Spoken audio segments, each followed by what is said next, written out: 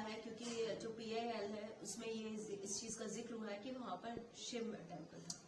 ये पहले तो मैं आपको बता दूं, ये कोई PIL नहीं है, ये सिविल सूट फाइल हुआ है। अजमेर की लोकल अदालत में सिविल सूट फाइल हुआ है और उस सूट में हमने सभी साक्ष्य अजमेर दरगाह के रिलेटेड माननीय अदालत को दिए हैं और उसमें हमने साफ लिखा है कि जो संकट मोचन महादेव मंदिर है अजमेर दरगाह, असल में अजमेर दरगाह नहीं है, वो महादेव का शिव मंदिर है जो कि पृथ्वीराज चौहान के पूर्वजों ने वहां बनाया था। और जहां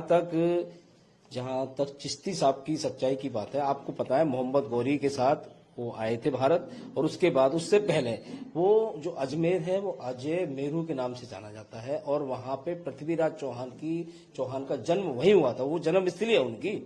और आप देखिए मोहम्मद गौरी ने आए, कितनी लड़ाइयां लड़ी, कितना हमारा लूटा और उसके बाद जिन्होंने ख्वाजा साहब का निर्माण कराया उस दरगाह का, उन लोगों ने, खिलजी ने विश्वविद्यालय तोड़ा नालंदा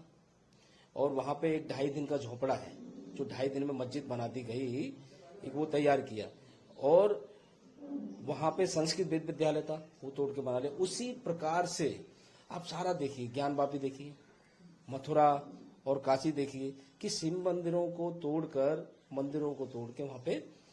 मस्जिद खड़ी कर दी गई। राम मंदिर आप बाबरी मस्जिद वाला देखेंगे तो हमने बहुत सारी चीजें, बहुत सारे साक्ष्य माननीय अदालत को हमने दिए हैं, उनके समक्ष रखे। अदालत ने भी हमसे पूछा क्या क्या साक्ष्य हैं, हमने सब कुछ उनको विस्तार से बताया और समझाया। और जो साक्ष्य में सबसे मजबूत कड़ी थी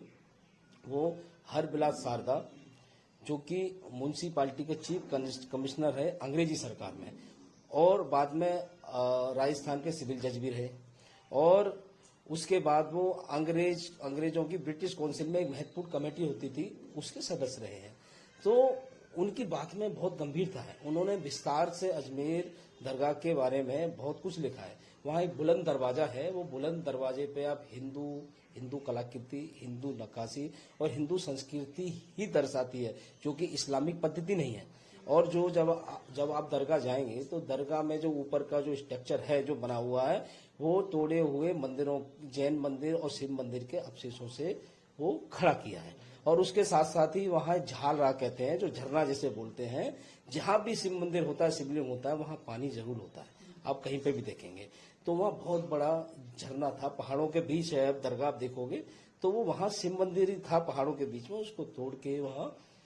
दरगाह बनाई गई। ये सारी चीजें हमने सारे साक्ष्य माननीय अदालत को दिए हैं। अब अगली तारीख उसमें 20 दिसंबर 2024 है और मैं मानता हूं सभी पक्षों को नोटिस हो चुके हैं, वो अपना जवाब देंगे। हम उसी डेट पर 20 तारीख से पहले एक एडवोकेट कमिश्नर के सर्वे की एक मांग करेंगे, एप्लीकेशन मूव करेंगे। और जैसा कि ज्ञान वापी में एडवोकेट कमिश्नर सर्वे हुआ था और साथ ही साथ ये जो अभी संभल वाले में भी जो मस्जिद का सर्वे हुआ उसमें भी एडवोकेट कमिश्नर ही सर्वे हुआ है और हमें उम्मीद है हमारी सर्वे की भी जो एप्लीकेशन है स्वीकार होगी और जल्द ही वहां सर्वे होगा और दुनिया भर के हिंदुओं को वहां भगवान शिव के दर्शन और भगवान शिव के शिवलिंग पर जल अभिषेक करने का मौका मिलेगा।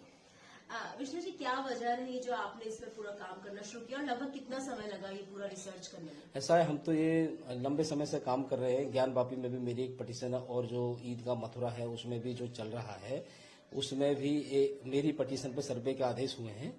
और ये सारी चीजें बहुत रिसर्च किया है और बहुत करने के बाद वहाँ के लोगों से भी हमने पूछा तो वहाँ के लोग भी बताते हैं, जो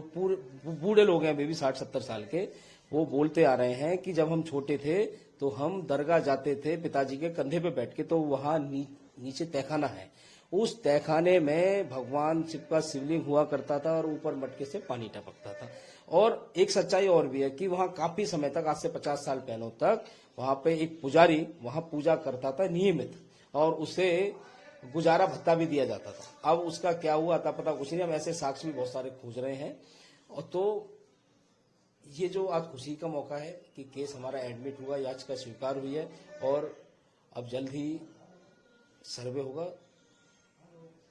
बहुत खुशी का मौका, सभी हिंदुओं को बधाई, देशवासियों को बधाई।